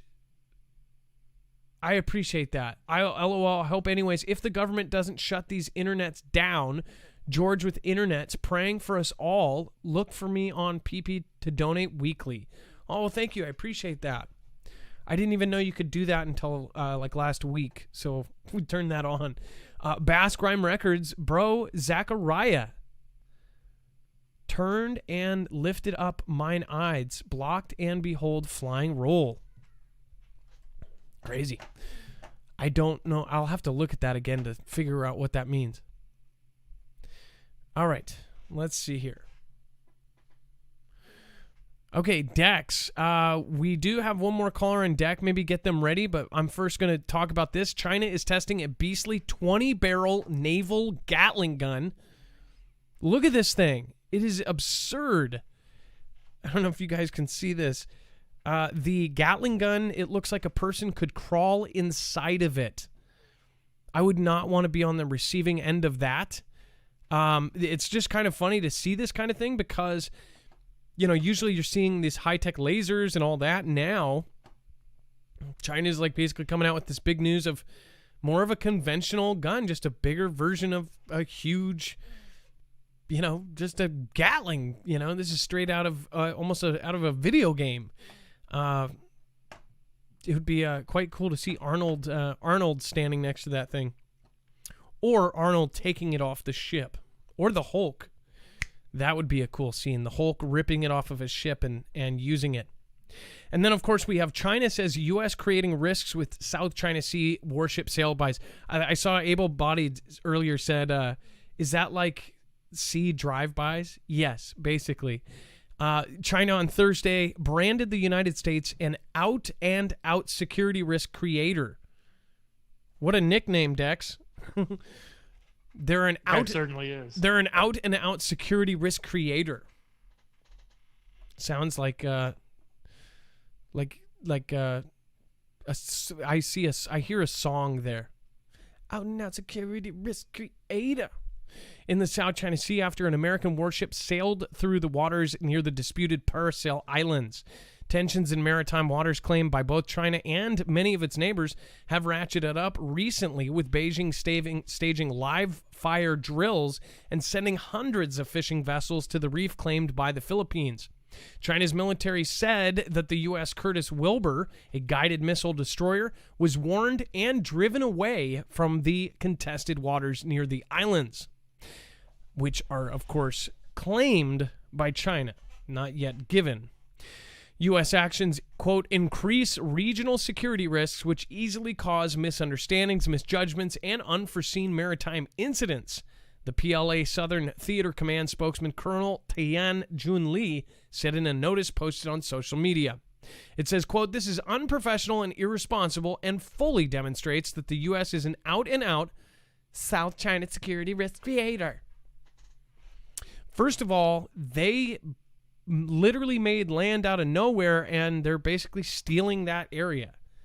They're saying, we're bigger than you, na-na-na-na-na-na, booty booty boo boo. I don't know if that's the actual quote, because I think I added a boo to boo doo. I think it's boo boo, na-na-na-na-na, a boo boo. Maybe. I don't want to, I was just paraphrasing, because it's essentially that. It might have been na na na no na na no na na na no na no na no na no no boo boo na na boo boo. Just wanted to get the quote right, just so everybody's on the same page. Na na na na na na boo boo. Speaking of unprofessional and irresponsible, so is claiming land that's not even land, and then making land, and then saying, I own everything. I personally don't like what they did there with the those islands, and I think that it's going to play a part in WW3. It's basically a forward operating base that they stole from their neighbors. Their neighbors are pissed off at them. Is Security Cabinet approves ceasefire with Hamas? Now, by the way, this is what's coming out. This is Sputnik, so we again went outside of the country to try to get a different viewpoint on this. Earlier in the week, contradicting reports emerged in regard of the possible ceasefire between IS and Hamas. After tensions erupted in May, on Wednesday, a senior official, Marzouk, said he expected the ceasefire to happen within a day or two. Now, even though they say this, what is really crazy is all over Twitter, there are multiple cities in the United States where people are doing actual drive-bys full of cars yelling at the opposite side. So you've got pallies pointing out people that look like a certain descent and screaming, yelling, everything else. That's going to be on our web-only content. It's really, in fact, it's like, viewer beware. There's some very triggering stuff there. That has been happening for the last week, and it has only gotten worse. In fact, there was just a boom in New York, in the Manhattan area, basically put towards somebody. So I don't know how much of that is propaganda or how much of that is staged or whatever the heck is going on there, but we do have multiple cities where people are where this is kind of overflowed into the United States, and I'm sure other places, Europe and Australia, where these two sides, IS and the Palestinians, are both going at it. And they're, even pointing out people that look like they are from a certain descent and saying, hey, we're going after this, this. So I don't know how much of that is, psyop or what, but I don't know. But what I do know is if this is true, then everything would just calm out and everybody will forget about it. But I don't think we should forget about what is going on here, because right now there's all sorts of signs happening that are just incredible. I mean, they're building the third temple. They're doing all sorts of stuff right now that are it is straight up biblical. Most people in my audience believe that we are in the very end of times. And how could you not look at what is going on around us and not think the same. I don't get it. Dex, do you have an opinion on this? And again, did you see the two things that I tweeted earlier? I don't know if those are in there, but there was two videos. I'll add from them. Manhattan. I did not see them, but I'll add them and put them on the show. But yeah, this is a very polarizing subject for anybody on either side. So definitely can understand the frustration. Okay, so let's get our next caller on, and then let's see here. Then we'll make sure to get. So let's get Lenny on, and talking about, this is Lenny from Washington, a local, talking about ice melting in the Arctic and Antarctic effects on nuclear plants. This seems like it might be an interesting one here. Hello. Hello, Lenny. What's going on? Yes, can you hear me? Yes, you are live on Marfoogle News. Okay. Hey, Adam, it's great to talk to you again. And Dex, too. I just want to tell you that everybody in the Marfoogle family, we got a lot of respect for you. Well, thank you so much. I appreciate that, Lenny. What would you like to talk about today? Well, okay. One of the things is that everybody talked about the metal eagles with the farts coming out and everything that is warming up the world, and everybody's got their eyes on this. There's a big... I talked to some engineers, and there's a big problem because everybody thinks of engineers as being very smart. Well, they miscalculated how fast the ice cream cones are melting in the Arctic and the Antarctic, and it's causing the sea levels to rise. And a lot of people don't realize that when humans migrate, they migrate to water and waterways, and they set up to live there. And this has been known through different cultures and everything, because you see sunken cities and they're going like, whoa, sunken cities. Well, there was glacier caps and everything, and the sea levels were lower, but now they're rising. And they're rising again, and what's causing a lot of problems, and a lot of people don't see it, and the mainstream media won't report on it, is that a lot of nuclear plants are based around the waterways, around sea and level, the ocean. And I'm guessing that these are all basically at sea level, and what happens then, because these are permanently they're permanently toxic, right? Well, yeah. Okay, besides Fukushima and Chernobyl and everything else, okay, you get sea levels rising. They use water to cool the nuclear reactors. And if the water inundates those areas, those nuclear reactors are not going to work. They're shut down and everything else. And you guys talk about EMP, okay? It's going to be a disaster. And a lot of people aren't talking about it. Now, if you buy land in low-lying areas along the coast, a lot of insurance companies won't even insure your home or your property because they know what's going on. They have underwriters that are very smart, and they know what's going on.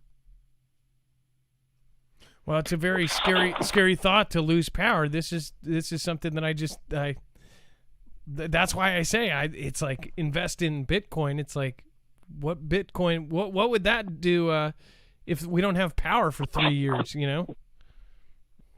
Just my personal thought. Bitcoin doesn't mean anything if you don't have power. Exactly my point. Well, and now go ahead.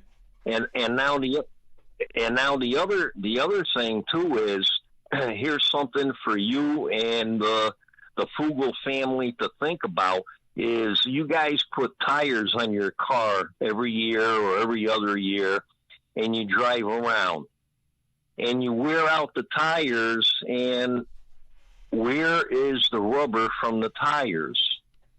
And like I told you before, people migrate to waterways and to water. Now, the particles of tires and everything else, they end up in the wash through rain and everything, and it goes into the rivers. And it was some articles that came out of Washington State, I don't know which university or whatnot, but they found out why some of the salmon population is decreasing, and it's the fact that the rubber is getting into the river and it's affecting the fertility of the salmon. Well, and there's actually multiple things going on as far as that goes. There's lots of effects from the water raising and all these different things going on. In fact, it's more than just that. It's all over the world. So there's a lot of weird things all happening at once. I agree with you on that. Yep. And one of the things also is that as technology increases, okay, if you looked at plastics and some of the other things that came into play, okay, they invented a lot of things. The people, the engineers, they invented a lot of things, and they don't think about recycling. They didn't at first. They may do now, okay? But whenever they came out with some new product or some new plastics or whatnot, what did everybody do? They just tossed it into the landfill because nobody knew how to handle it. And the problem is people designing stuff today, if you design something, you have to think about, okay, I designed this, but after its shelf life, how do I recycle it without damaging everything? And that's what they're not thinking about, or they are now. Well, now that's a great point. And Lenny, I want to thank you for calling in on this subject in particular. We're going to do a show around some of this and actually try to get some people that are in the know as far as what they're doing to kind of react to this, at least on a local level in places like Florida. Of course, Florida is one of the places in the world that might be underwater. They say it will. I just don't know. There's, it's a question or a debate on how fast it's going to raise and things like that. But thank you for calling on this subject. I appreciate it. Well, like I said, I think a lot of people should be thinking about it because even if somebody said today, we have to turn off the nuclear reactors because we're going to be in trouble. And the answer to that is a long time. You just don't flip a switch and turn a nuclear reactor down. Exactly. And what do we have a replacement in place? Maybe that's why they have Tesla doing these replacement batteries and all these different things around the country. Who knows? It's a very scary thought. Well, Lenny, I appreciate you. We're out of time today. Is there one more thing you want to say before you go? Yes. The area that I live in, okay, is Central Washington. And we're cheap on power, very cheap.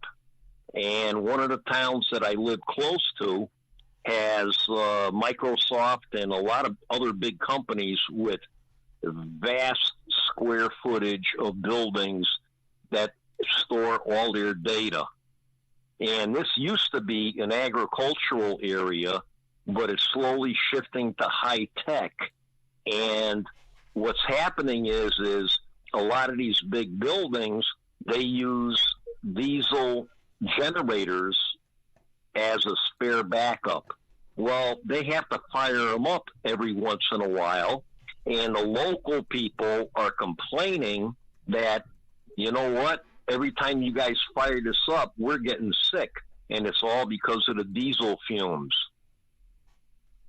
So we've covered that, and we've covered some of the comments and the stuff that's come out on Twitter about that as well. No, you're totally right. Lenny, great call, and thank you so much for being a part of the Foogle fam, and I really do appreciate people like you calling in with your opinions, and everybody appreciates you, so you are in the right place. Lenny, thank you so much, and please don't be a stranger. It's your first time call. Don't make it your last, okay? No problem. You and Dex, I got a lot of respect for you guys. I think that's one of the reasons why you guys are growing. Well, hey, you're local too. If we get together around here, I hope that you'll be there. So thank you, Lenny, and you have a wonderful night. Be safe, be prepared, and Marf out. Let's see here. That was Lenny. I really did like that call, and I like every call, but again, that one especially, because I don't think many people talk about that specific scenario where you have the water going in, and most of these nuclear plants are at sea level or below sea level. So we'll definitely have to look into that and do something that is more backed up and informational about it, because it's definitely worth it. What would they do if they didn't have those? It's a crazy thought there. Dex, we have web-only content here, and it looks like, how much time do we have left before YouTube cuts? Yeah, we've got less than 15. But yeah, I did get the updates on the tweets that you wanted on there, as well as some other stuff. Okay. The web-only content, again, continues the journey with what's happening, excuse me, in the Arizona and other state things. Lots of good stuff on there. Definitely some video content, not only the new stuff we just added, but there was some other video content on there as well. So you guys go check it out. Marfooglenews.com, look for the thumbnail, click on it, scroll down. I know you're going to scroll down to find these awesome callers and the information and links that they add, but you'll also see the rest of the web only content. And it's already up there. You see Nona, the first caller, Shane, the second, and Lenny. All of their information is already on the website. So this is updated live. This is all done for you. So make sure to use this. And if you have not already, you can use the search bar up at the top of our website. If we've talked about anything, you say, oh, back in 2019, I watched a Marfoogle show and it was on secret submarines. Type in submarine at the very top. It will show you any article that we have mentioned here or any show, and all of the ones that mention that. That's why we archive that. So you can go back to a specific show and actually, dip into that and say, hey, I want to share this with a friend. Share us out if you can. I humbly ask you to press the like button, because I'm praying it helps. Or press the dislike. I do know that it does help to push either one of them. Even the haters, the 60, 70 people that watch every single show, they help engagement and they help watch time, because they want to make sure that they get in the most hate they can. So they watch the whole show.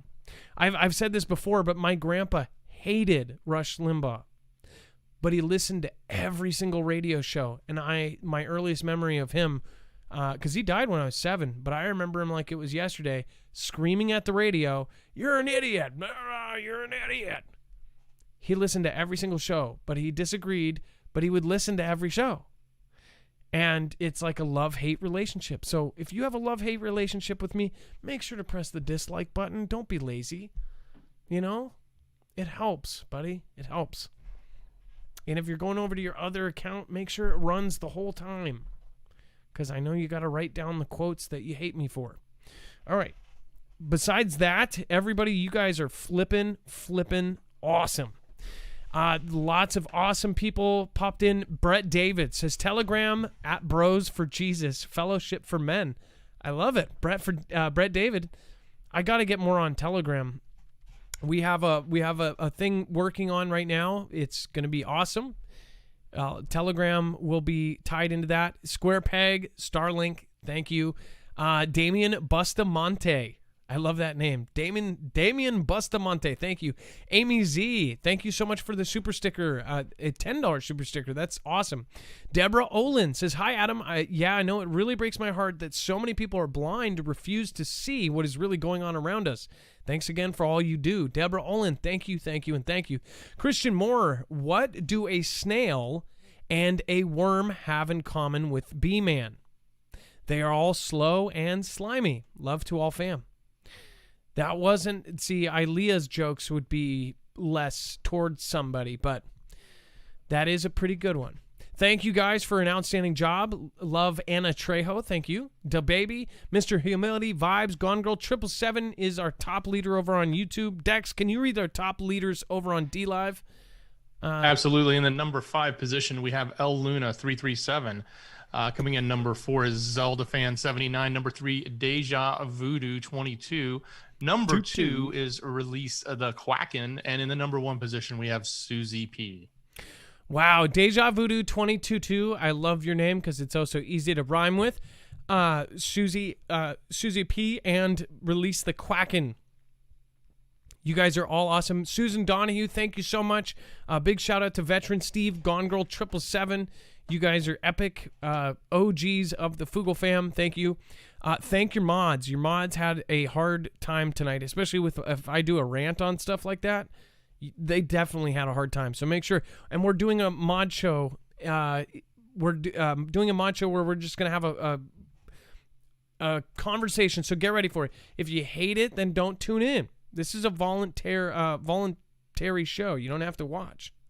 We're going to do a show, and I think it's going to be really cool because all of the mods I know personally, one, they all have great voices, but two, they all have unique, amazing views, and they are very smart people. There's a reason every single person that I have as a mod is a mod.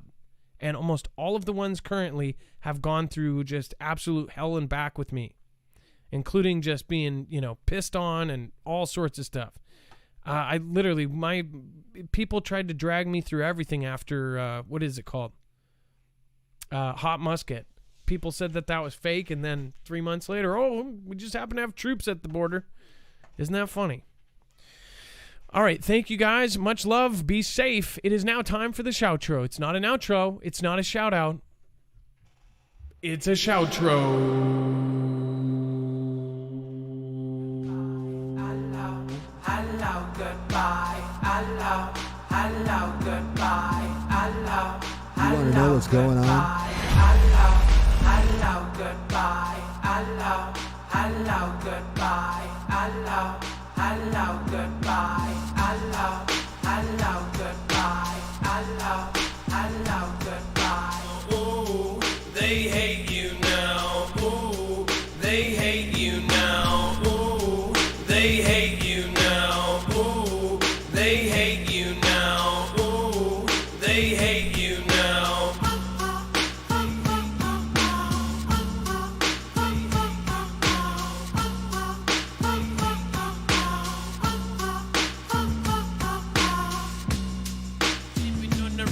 I got the bag and nip, I drop it down in that dip. I got the bring back, doing everything that they do. Everybody got a square foot for the circle too. Narrowly on the Barrera, Starlink, prison planet in the depth of the Deborah. Hold it, gotta go now, control it. Christian Moore in the hand of Trey, hold it. It's the humility and the idea. Bring it back now, go back an idea. Red Butler, rose-colored glasses, Daniel Lazaris, Stephen McManus, Fisher 247, Seraphenia. Bring it back now, hello Eugenia. Oh no, everybody gotta go. And now, everybody gotta flow. I did travel, gotta bring it back. What's the Bible?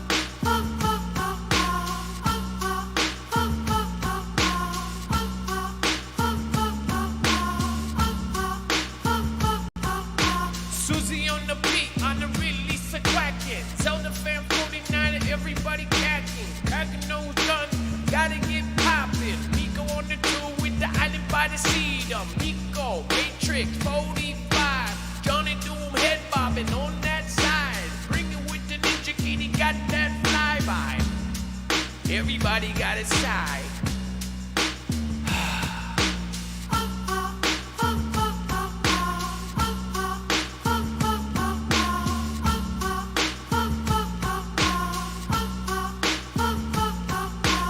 I got the Amy Z. Deborah Olin, Christian Moore, and the Trey Hobo. Lit on the dub, baby, Mr. Watch him on the Mr. Odyssey. Watch for an alert, I leave a prep, but I gotta do it like the rose color glasses in the Stephen McMahon tip trip with the Fisher 247. Seraphinius, a Budrick situation normal. Mr. Fister, bring it down mortal. A Trinity, red or blue pill. Hi ho, Kermit the Frog here. Everybody knows it is near with the J-Stone 78. A Griff Bones, now poop, I boop, I bake.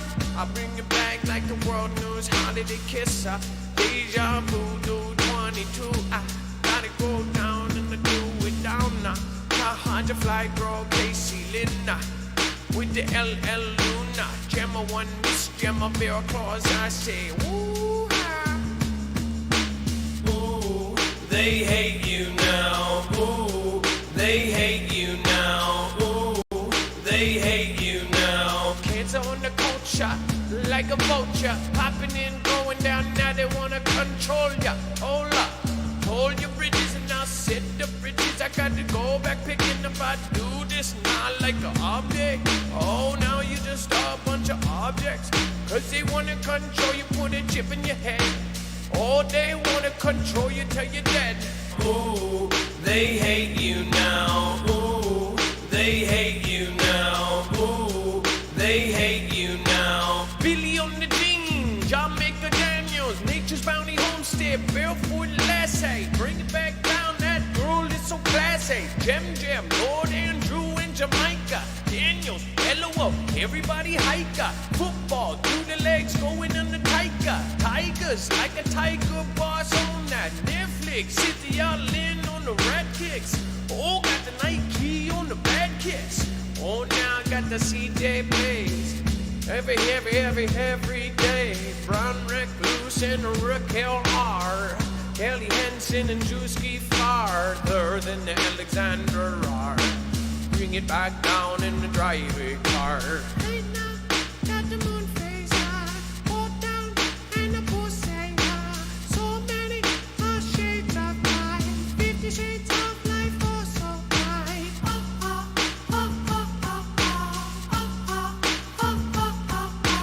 Christine K on the Susie P. I bring it down now, everybody knows me.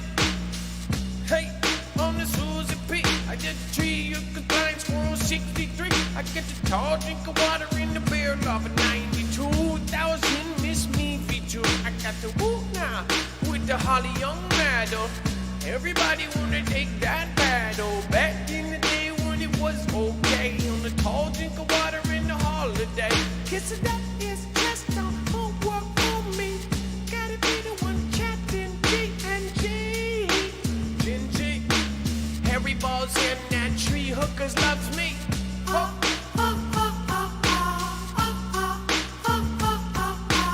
Gone girl, 777, no, down, down.